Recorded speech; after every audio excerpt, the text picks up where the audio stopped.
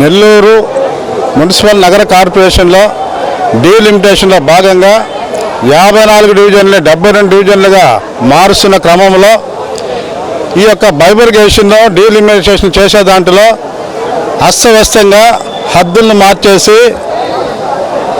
Town planning వాళ్ళు ఇష్టానుసారంగా వార్డులు డివైడ్ చేసేదానికి ప్రపోజల్స్ పెట్టారు. మరి ఈ యొక్క వార్డుల మీద గ్రౌండ్ లెవెల్ అవగాహన లేకుండా, రియాలిటీ లేకుండా, ప్రజలకి అనుకూలమైన విధానంలో వార్డుల్లో డీలిమిటేషన్ చేయకుండా వాళ్ళకి నచ్చిన తీరులో చేయటం, దీన్ని పూర్తిగా నేను ఖండిస్తూ ఉన్నాను. మరి ఈ యొక్క వార్డులు డీలిమిటేషన్ బైబర్గేషన్లో కమిషనర్కి అవగాహన ఉందా లేదా మరి తెలియదు. కానీ మరి జిల్లా మంత్రి అయినటువంటి నారాయణ గారు దీని మీద ప్రత్యేక శ్రద్ధ వహించి నెల్లూరు నగరంలో ఉన్న 72 డివిజన్లో మీరు ఎలానో చేయండి, ప్రజలకు ఉపయోగకరంగా ఉండాలి, సౌలభ్యంగా ఉండాలి, అనుకూలంగా ఉండాలి, ఆ విధంగా డివిజన్లు ఏర్పాటు చేసినట్లయితే మేము కూడా సంతోషిస్తాం.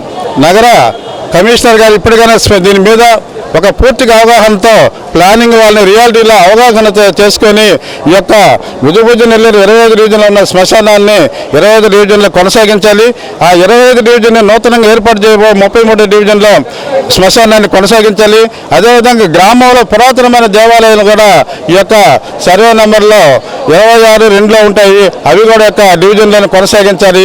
మరి అంతేకాకుండా నారాయణ గారు ఈరోజు నగరంలో మీరు అధికారంలో ఉండొచ్చు, ఇష్టానుసారంగా మీరు చేసే డీలిమిటేషన్ వార్డుల వల్ల రాబోయే తరాలు మిమ్మల్ని చీకొట్టే పరిస్థితి వస్తుంది.